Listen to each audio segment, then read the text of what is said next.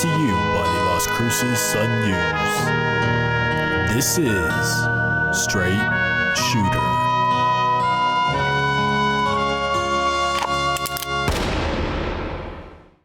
What is going on, everybody? This is Justin Martinez, aka Jay the Sports Dude. And if you are listening right now, let me just say thank you for tuning in to Straight Shooter, the podcast where I shoot from the hip and give you everything that you need to know about the New Mexico State men's basketball team. This is episode 2 of our season-long journey. So if you're a returning listener, then welcome back. I missed you. And if you're new to the program, well then welcome to the family. Where have you been all my life? We have a jam-packed episode on our hands today. So sit back and relax because I got you. I'm coming to you from a place I like to call the Saloon. So Bartender, what do we have on tap for today?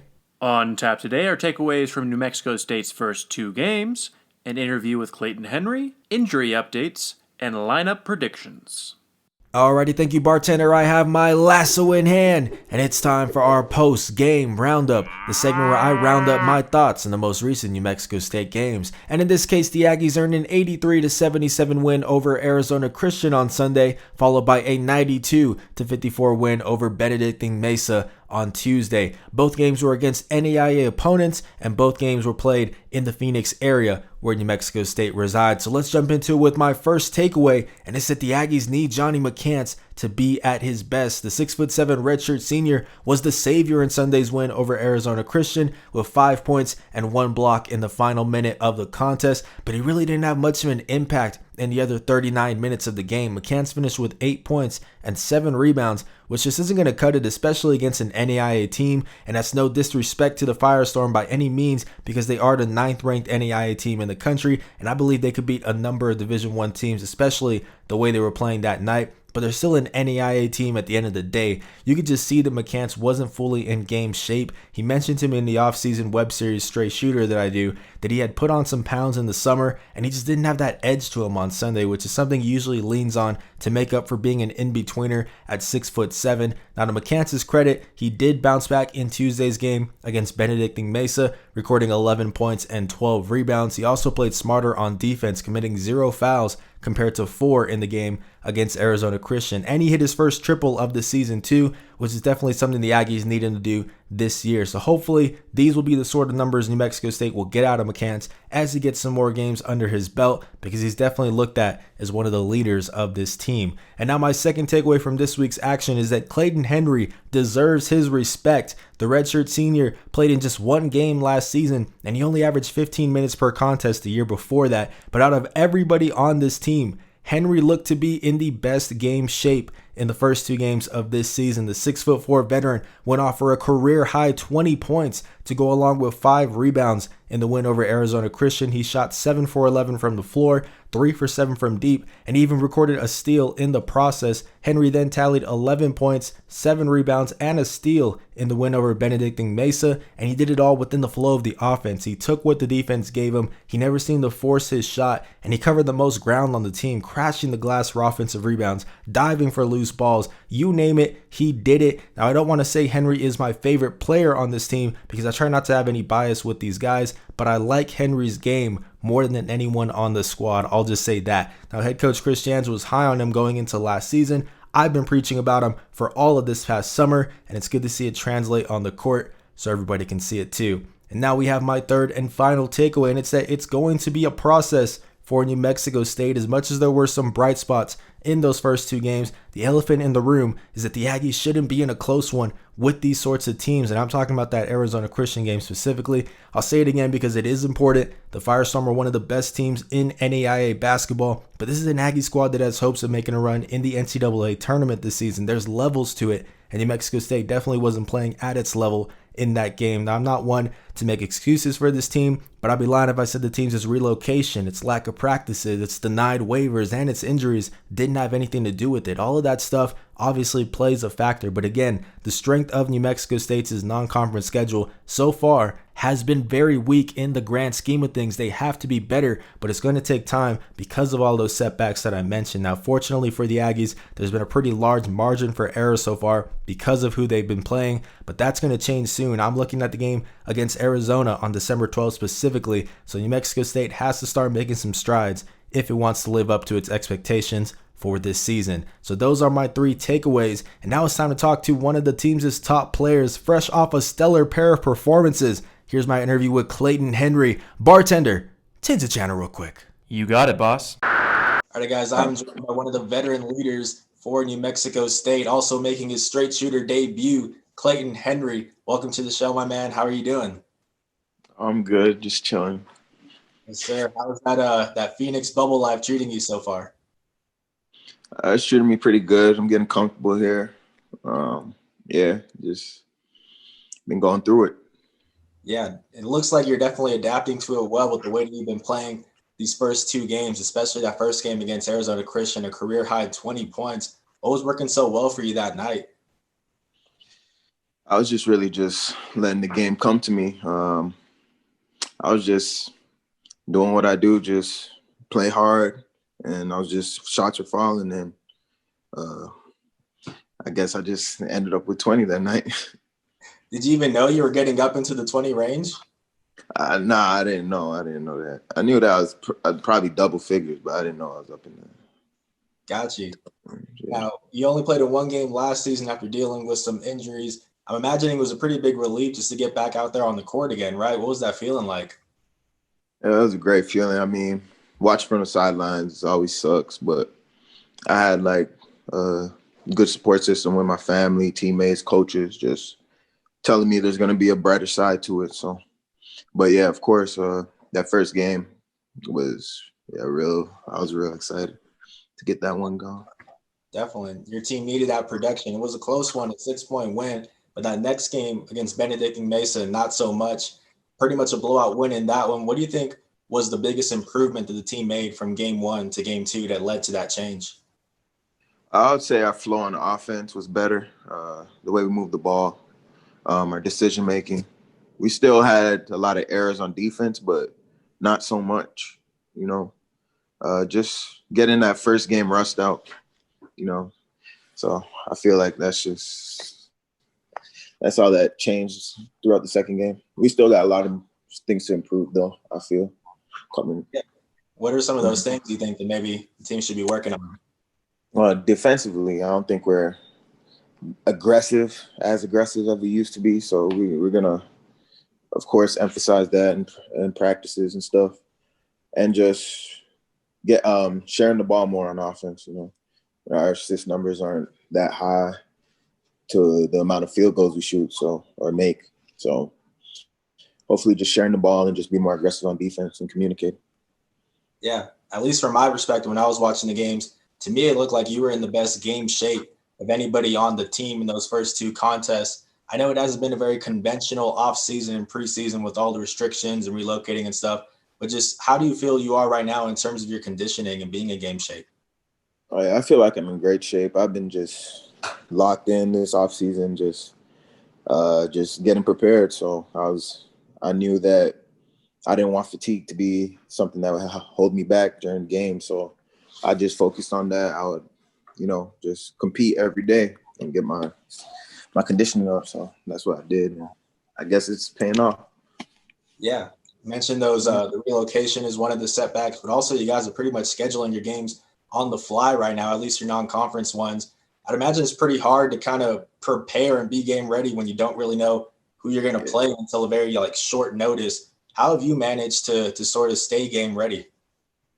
Our coaches just always trying to just tell us that we always got to be prepared, especially this season. Like the tougher teams and the tougher people are going to strive this year because of how mumble jumble, like everything's all over the place this year. You might get canceled, postponed at any time. So just a team that can just go to the next one, get to the next step will strive this year. And that's just something that I always kept in mind, and I always knew that there's going to be games, there's going to be something happening. So I'm just going to keep my conditioning top level and be ahead of others. Definitely. I know you guys are hoping to get a game scheduled possibly for this weekend, but right now the soonest finalized date is one against Arizona on December 12th. You didn't get to play in the game last season. How much were you itching to be a part of that one? And is that kind of adding fuel to the fire for round 2? Yeah, I wanted to be a part of that game, of course, especially with the large fan base. And just yet. But yeah, I'm really excited that we scheduled them. We scheduled them again, and they, as everyone knows, like we didn't give them our best shot. So I'm looking forward to playing them next Saturday and showing them how Aggie basketball is. Definitely. Now, you guys aren't going to be at full strength for that one. We just found out Jabari Rice, unfortunately, is going to be out for 6 to 8 weeks, along with Jalen Williams. Jason King is dealing with an ankle sprain, I think, as well. Just what's it going to take for this team to keep racking up those wins while those guys are recovering? We're just going to have to up everyone got to give one more level up. I mean, no one's going to replace what Jabari does individually. So, but we as a unit, we're going to have to just play harder. Everything practice has to step up. People just got to step up. Yeah. Now it's up to Coach Jans and the staff to figure out how they want to kind of rework the starting lineup. But it seems like any way you look at it, it's probably going to lead to more minutes for you and also moving up and down the lineup, playing some of the 2, some of the 3, et cetera. Just how much are you looking forward to that opportunity? Do you feel you're ready to take that on? Yeah, I feel like I'm ready to take it on. Just moving up and down the lineup. Just the good thing is I'm capable of guarding 2 to 4. So it's nothing like that. I'm just so like out of the ordinary. Like, damn, I never played the 4 before. Or, damn, I never played the 2 before. So I'm looking for the challenge, but it's going to be a test though. So I'm going to have to see how everything works out. Yeah, for sure. Now, before I let you go, I like to end all of these episodes by giving nickname suggestions to the guy that I'm talking to. So if you don't mind, I'd like to just throw a couple your way and you tell me how you feel about them. How does that sound? Yeah, it sounds good. All right. Now, for the first one, pretty straightforward. You are one of the veteran leaders on this team as a redshirt senior, royalty on the squad. So how about King Henry? How are you feeling about that one? Yeah, that's all right. That's all right. It's a good one to start off, right? Not too bad. Yeah. Okay, next one. I know you take pride in being a defensive stopper. So how about no way Clay? Because when you're guarding someone, there's no way they're about to get a bucket on you. How you feeling? I like that one too. Probably a little better than the first one, yeah. Okay, we're ramping it up a bit. Yeah. I got one more here. Now, I know you are from Calgary, Canada, correct? Yes. Yeah, and as I said, you are in great game shape, have that killer mentality. So how about the Maple Leaf Mamba? How are you feeling about that one? That one's okay too. I think I like the second one though. Really? Okay. No way, Clay. Yeah. That one's interesting. And I like defense. So yes, sir. There you go. Well, Clayton, that's all that I have, man. I really appreciate you taking time to talk to me, and best of luck against whoever it is you guys are going to be playing next, man. Okay, thank you. Yes, sir. Take care. Alrighty guys, so that was Clayton Henry talking about his hot start to the season, his role on the team moving forward, and more. Shout out to No Way Clay for sitting down with me since this was his straight shooter debut. I had to throw some nickname ideas at him. I'll be doing that for any player making his podcast debut this season, and for returning guests, I'll do the straight shooter superlative. So once again, big thanks to Clayton for finding the time to talk. I'm definitely looking forward to seeing how the rest of this season goes for him. Alrighty, so that buzzer means it's time for segment number 3, which is going to be injury updates for New Mexico State. The Aggies were already shorthanded entering the season. Mayan Kerr and Marcus Watson were denied immediate eligibility by the NCAA, and Jalen Williams is ruled out for all of non-conference play with a broken 5th metatarsal in his foot. But New Mexico State's active roster got even shorter this week, unfortunately, and it began in the team's season opener against Arizona Christian on Sunday. Jason King suffered a high ankle sprain during his Aggie debut, and he missed Tuesday's game against Benedictine Mesa as a result. Now, the loss of the 6'4" Snead State transfer is a tough one because he was New Mexico State's only wing player off the bench. King is someone who has the height of a shooting guard, but has the strength to hold his own at the small forward position. And with him out, guys like Clayton Henry and Donnie Tillman's minutes will have to increase because they're just running out of bodies at that position. Now, we haven't gotten an exact timeline for King's return, but Jan said on Tuesday that he doesn't believe it's a long-term injury. King was walking around before the game against the Red Hawks, although with a bit of a limp, but it seems like he's going to be on a game-by-game basis moving forward. So that was this week's first injury, and the second one is even more brutal for Aggies fans. It was announced on Wednesday that Jabari Rice, the preseason WAC Player of the Year, is out for 6 to 8 weeks with a foot injury. Now, I don't have the details on what exactly the injury is, but what I do know is that it occurred during the game against Arizona Christian on Sunday, and Rice played through it in the game against Benedictine Mesa on Tuesday. Now, the redshirt junior scored 15 points in 27 minutes against the Redhawks, although you could see him limping at times, and his foot was iced up at the end of the contest. Now, Rice received x-rays on Wednesday, and that's when he was ruled out. So if the timeline holds up, the Houston native would be clear to return as early as January 13th, which means the only WAC competition that he'd miss is a 2-game series on the road against Dixie State, and that's on January 8th and the 9th. It's back-to-back days, which is going to be the format for these games in conference play this season. Now, if Rice is out for a full 8 weeks, though, he could return on January 27th. That means he'd miss both the Dixie State series and a 2-game home series against UTRGV on January 22nd and 23rd. He'd then return just in time for a 2-game road series against Grand Canyon on January 29th and the 30th. Now, regardless of when Rice comes back, this is obviously a huge loss for New Mexico State, not just because he's arguably the team's best player, but because all of the injuries that the Aggies are dealing with right now are in the backcourt. Williams is out, King is out, and now Rice is out as well. It's a tough break for New Mexico State, but hopefully all of these guys have a speedy and a proper recovery.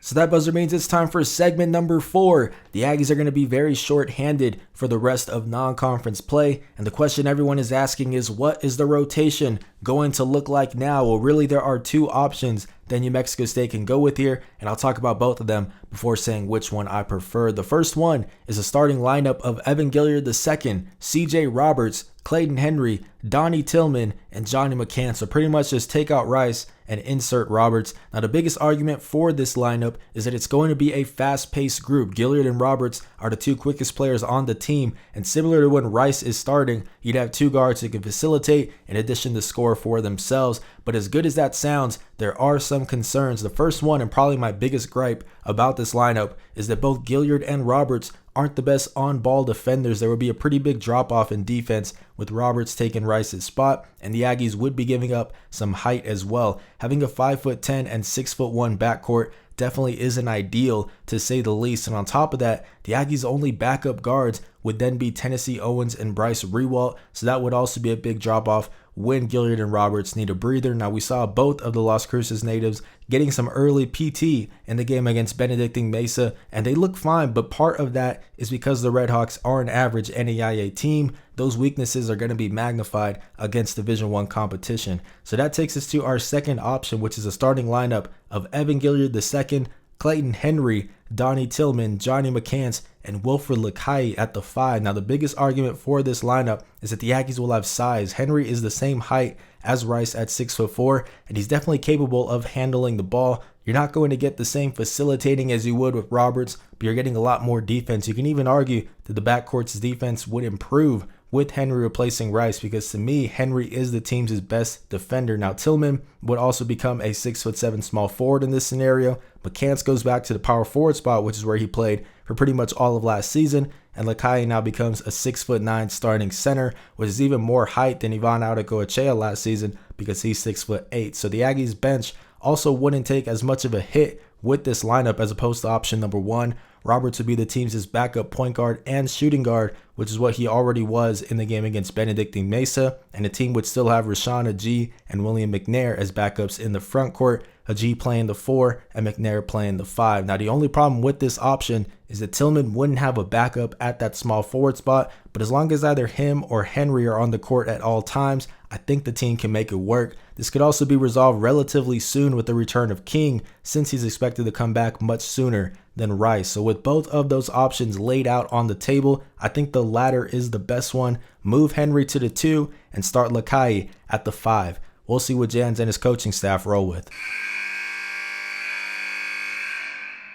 Alrighty guys, I know that's all we were supposed to have on tap for today, but after I finished recording this episode, New Mexico State added 2 games to its non-conference schedule, both of which will be played in California. The first one is a game against Santa Clara on Saturday at 3 p.m. Mountain Time, followed by a game against Cal Poly on Monday at 7 p.m. Mountain Time. So we have some bonus straight shooter content here, folks. I'm going to preview both games right now, and we're starting with Saturday's contest against Santa Clara. The Broncos entered a matchup with a perfect 4-0 record this season, and the team is led by Josef Vrancic. The 6'9" senior is averaging a team high 18.8 points per game to go along with 7.3 boards and 2.5 assists per contest. Vrancic is a nightmare to defend. This is a guy who can put the ball on the deck. He boxes out extremely well down low, and you have to be smart with your double teams because he will find the open man. He has good passing vision at that 4 spot. Now, Vrancic also shot 34.7% from distance last season, so he really does it all for the Broncos. Meanwhile,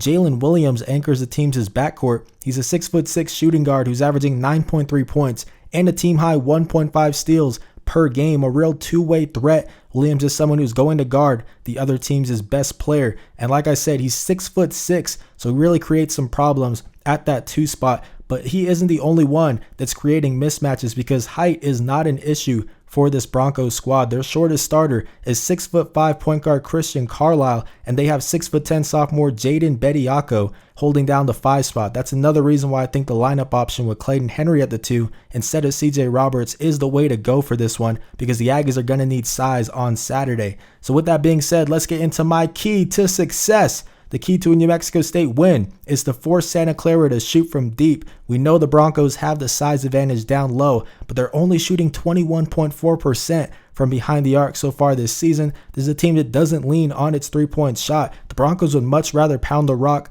in the paint, so New Mexico State has to keep them out of there and avoid giving up any second chances on the boards as well. So that's a look at this Santa Clara team. Now it's time for my prediction. So can I get a drum roll, please?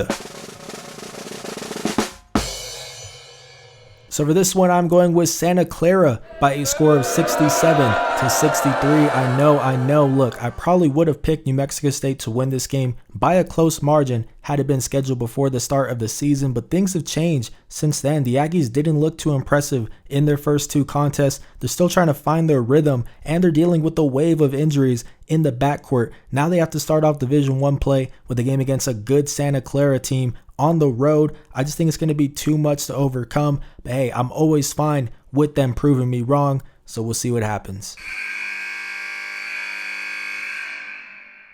So that buzzer means we're moving on to Monday's game against Cal Poly at 7 p.m. Mountain Time. The Mustangs went 7-23 last season, and they're off to a 1-0 start to this year's campaign after earning a 100-46 win over Bethesda College, an NCCAA team, last Friday. Cal Poly returns last season's leader in assists per game, Keith Smith. The 6-foot senior averaged 2.7 assists per contest last season and racked up 9 dimes in this year's season opener. Another returner is Mark Crowe, who looks like he's going to be poised for a breakout season. The 6'5" guard averaged 3.8 points per game during last year's campaign, but he erupted for 15 points to go along with 7 rebounds in this year's season opener. Crowe gets his points almost exclusively from behind the arc. He shot 38.3% from distance last season, but he definitely has those games where he can go quiet because he's more of a catch and shoot type of guy, not someone who's going to create for himself. Finally, the Mustangs brought in Riley Till. The 6'7" graduate student transferred from Iowa this past summer,